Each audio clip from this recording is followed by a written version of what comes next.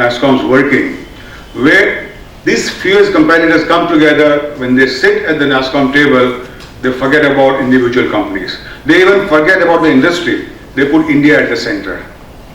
We reverse the entire process of other associations where members' interests come first, and then the industry, and then the India. We reversed it.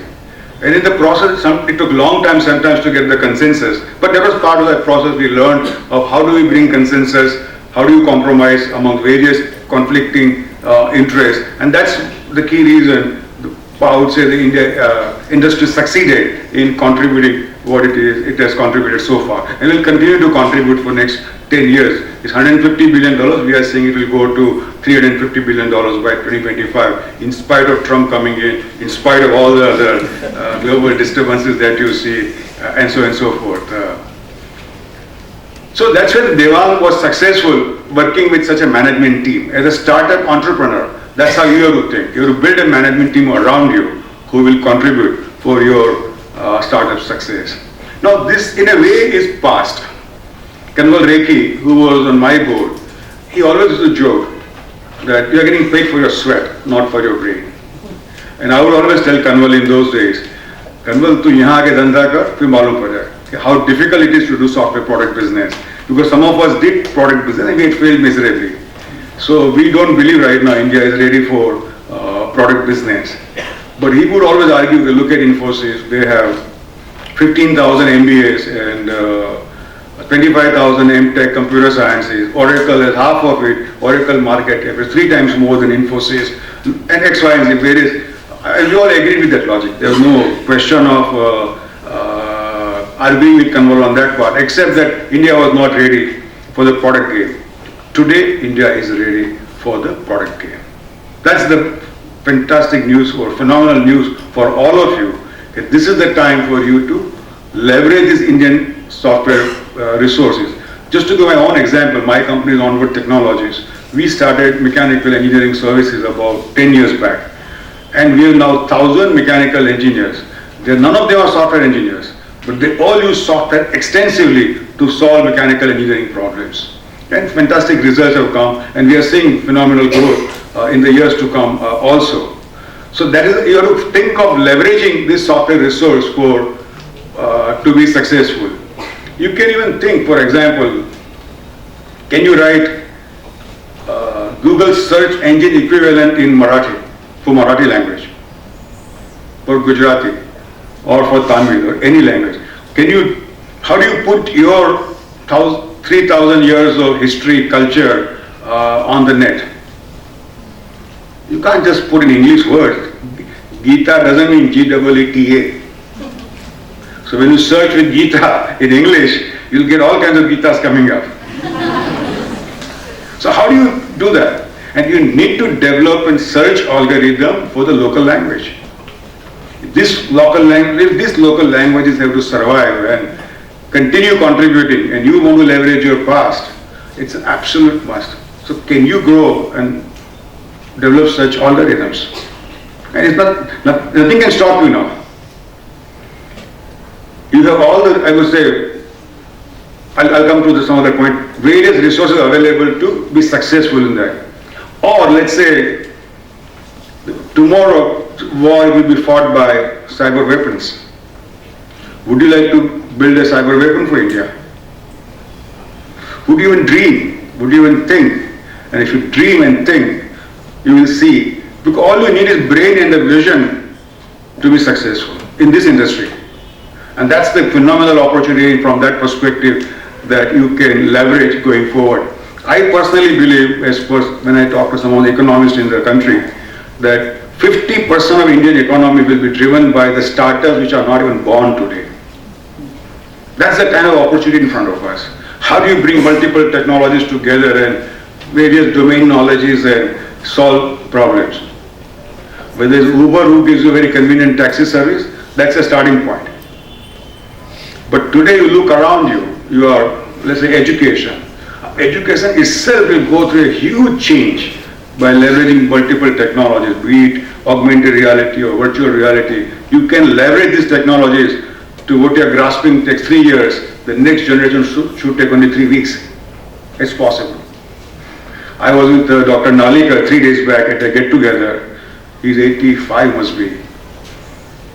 So, and I always have so much high impression about him, because when I met him 25 years back, as a mathematician, I asked him, so what do you do? So I imagine how the Big Bang occurred. I said, what is Big Bang? What do you mean? So that's how the universe was born. I said, but what was before the universe was born? He said, mathematically it was zero, so it's nothing, so I don't think about it. So I asked him this time, how you are seeing it? He said, and he's still teaching mathematics. And he said, I'm really impressed by the quality of mathematicians that come to the college. They are tech savvy. They are tech savvy to a point, once I define the problem, quickly they solve it. So my job as a teacher has become how to learn going forward. How to learn wisdom. That becomes my job now, and not the other stuff that I'm spending my energies on.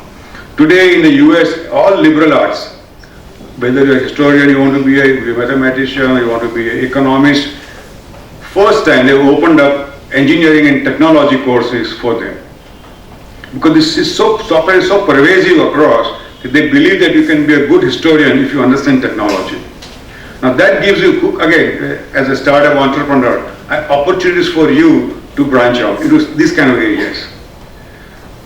If I have to, let's say, if you have to pick an entrepreneur from Silicon Valley today as a role model, whom would you pick? Any guesses? Anybody wants to take a risk of giving some names? My choice would be Elon Musk. I don't know how many of you, how many of you heard about Elon Musk? He's one individual today. He's very young.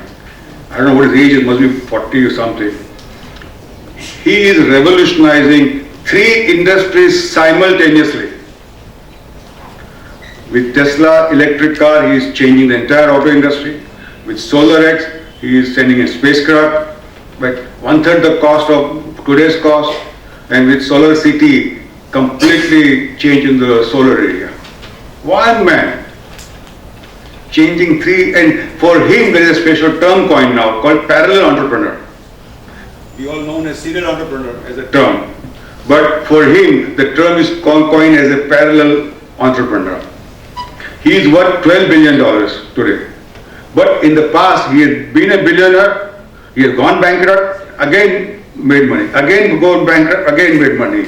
He has near-death experience also, but he has that, I would say, energy, the brain, the vision, and the relentless way of working towards it. And he always says that if you think the idea is worth pursuing, even though outcome is probable failure, you must do it. And he puts his money behind it. To you, it is a lucky that you know angels around you to give money. So if you have a very bold idea, I would suggest that you use angel money, don't use your money. And nothing wrong in that. And I'll tell you, if you fail, the next time you go with this next enterprise, the VCs, angels will be most happy to give you money, because now they think you are experienced. Because the right decisions you make, when do you make a right decision? You make when you have a good experience. When do you have good experience? When you make wrong decisions. So failure is we don't even consider failure, frankly, in that sense.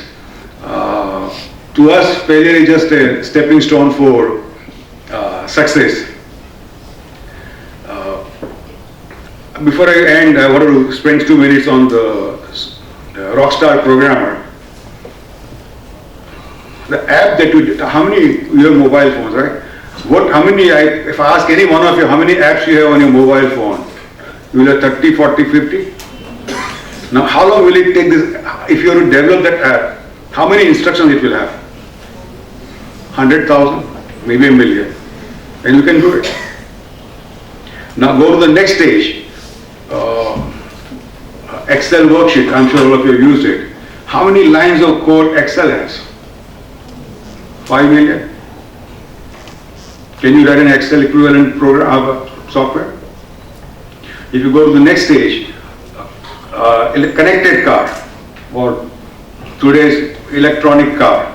How many instructions are in the car today? 100 million. Now, can you write as a team, multiple teams together, write the code? For India, it is not now beyond its reach.